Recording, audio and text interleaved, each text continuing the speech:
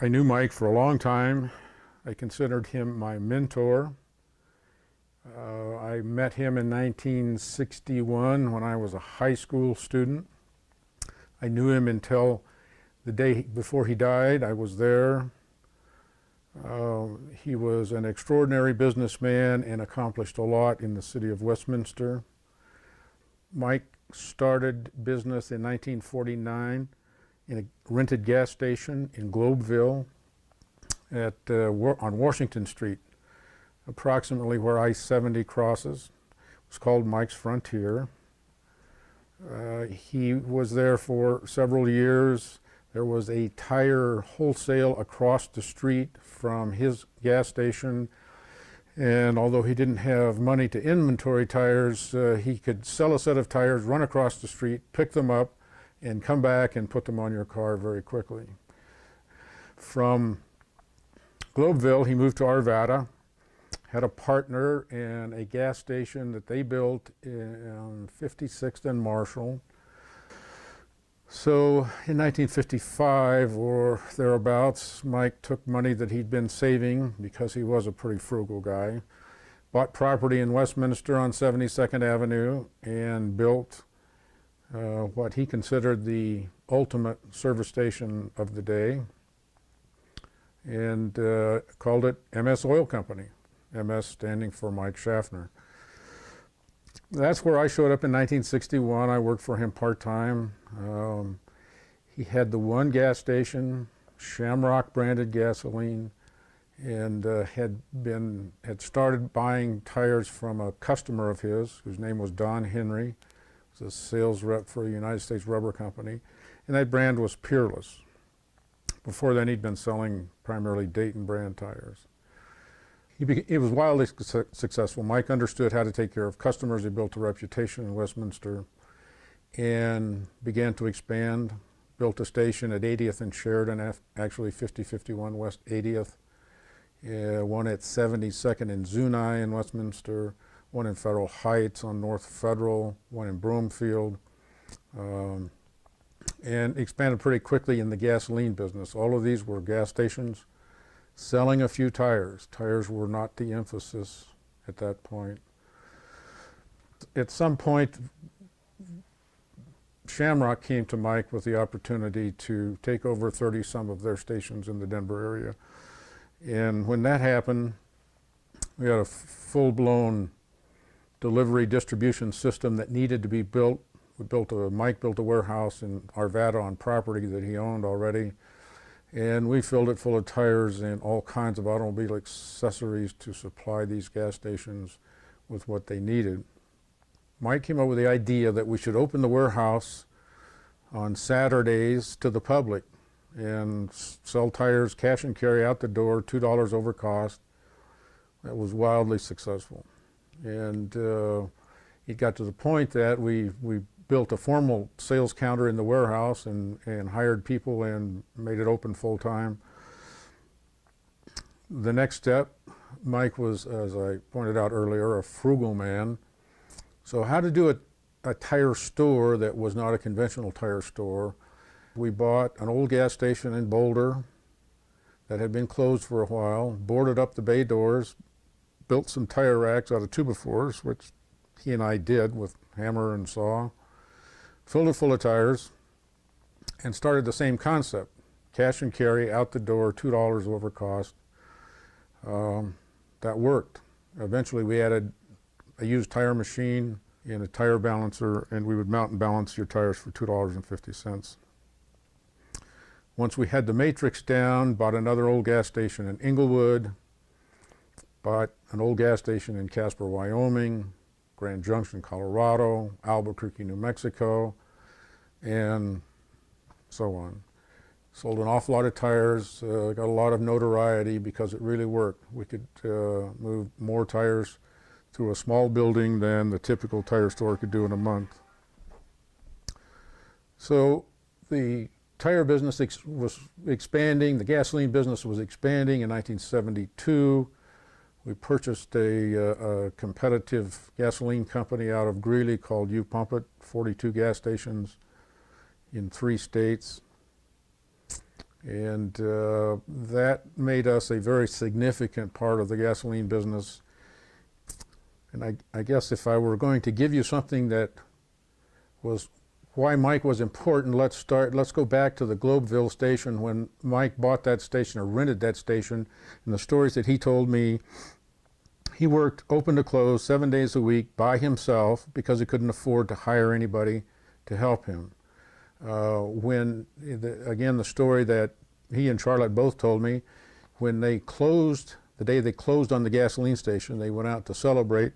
They did that by buying a milkshake, but could only afford one, so they shared it. When Mike retired in the summer of 1982, he left a company that had sales of $125 million, had 45 retail tire stores and 60-some retail gasoline stations in 4 states. I think by anybody's definition, that is a business success.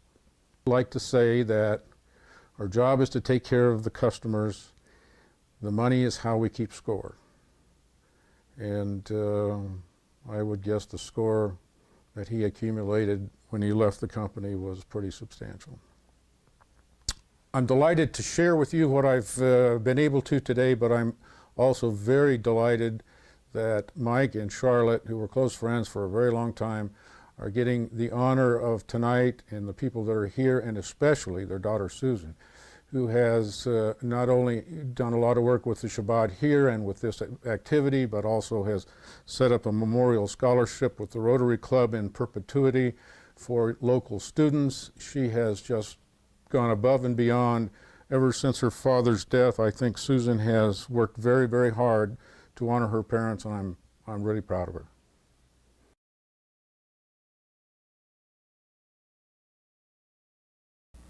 I met Mike and Charlotte back in the fall of 1984, right after I moved to Denver. And I was a volunteer with the Colorado AIDS Project, and I was assigned as their son Bill's buddy. And we became very, very close. And from that point forward, I really was a member of the family. And they've accepted everybody who has come into my life as part of their family. And I just feel like in many ways they became my surrogate parents and I became their surrogate son. One of the things that always impressed me about Charlotte and Mike was their philanthropic gifts, and I know that people have no idea the type of work that they did. Charlotte had charities that were just dear to her heart, and she would give and give. And I can remember one time in particular when we were at an event, and Charlotte had this energy that everybody wanted to be around her. When she walked in the room and she got there, people just wanted to be with her because they knew about her heart and they knew about her giving, and they wanted to be with her. And that's what I'll always remember about her. And Mike supported her, and I always thought that was such a great thing. It makes Henry and I extremely proud that Susan has taken on the obligations and the joys of her parents in such an exciting way. We have watched her care for her parents, love her parents, and now continue the traditions of her parents in her own way. And we are very excited for what she is doing this evening to memorialize her mother and father in such a very important way.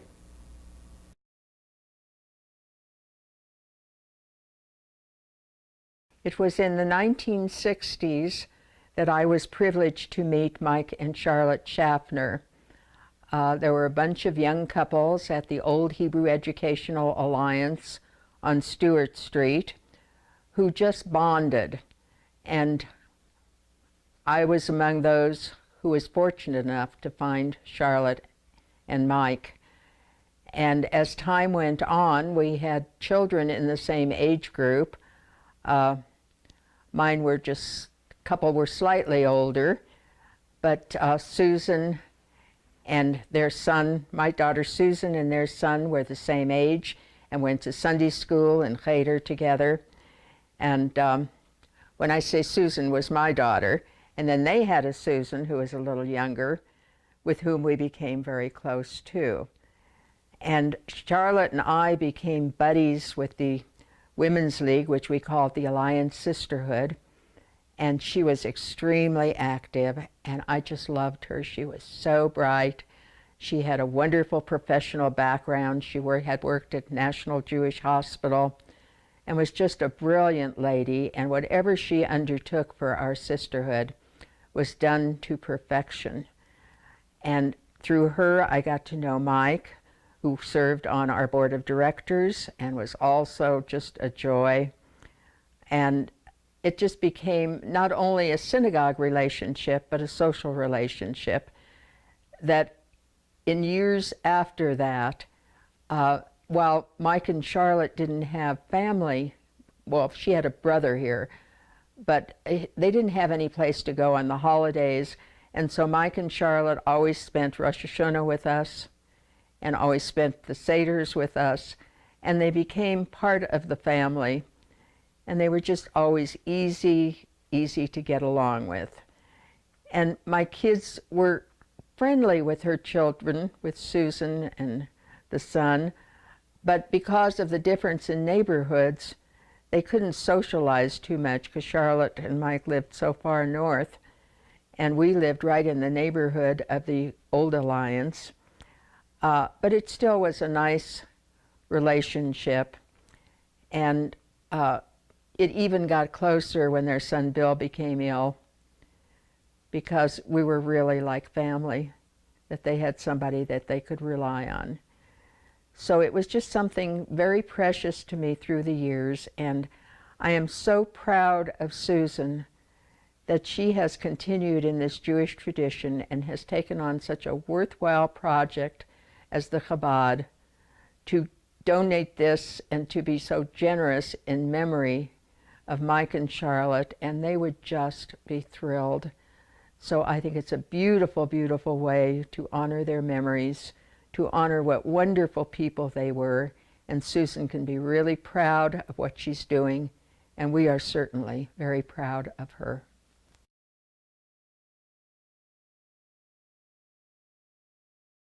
Mike Schaffner and I crossed paths over and over again in the city of Westminster, and every time it was because of his involvement in the community.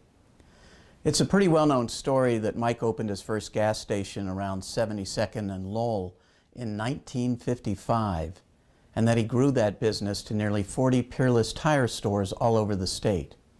But what may not be so well known is that during those early years in Westminster, Mike's family was the only Jewish family in the city, and pretty much the only Jewish family anywhere around the city. There weren't any synagogues between Denver and Boulder because there simply weren't enough Jewish families to support one. In the middle of the last century, Mike and his family would be the only Jewish people a lot of folks around here would ever meet. Sometime in the 1980s, the Allied Jewish Federation of Denver looked at their maps, and they saw this big area along the Boulder Turnpike where there were no Jewish institutions. The Federation looked through its mailing list and found some Jewish families who had moved into the area, and it encouraged them to begin holding Sabbath services.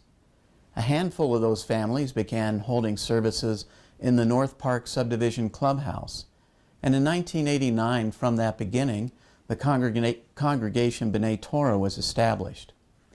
Mike and Charlotte were among the first members, and that's where I first met them. A few years later, when the Chabad House was opened, Mike and Charlotte became great supporters of Westminster's second synagogue. Mike and I kept running into each other because of our involvement with the city and with Rotary International. He was in the Rotary Noon Club, and I was in the Morning Club. He was deeply involved in making Westminster a better community and in contributing to so many charitable causes. Susan has continued in her parents' tradition. Her parents would be really proud of her, and all of us in the city are as well.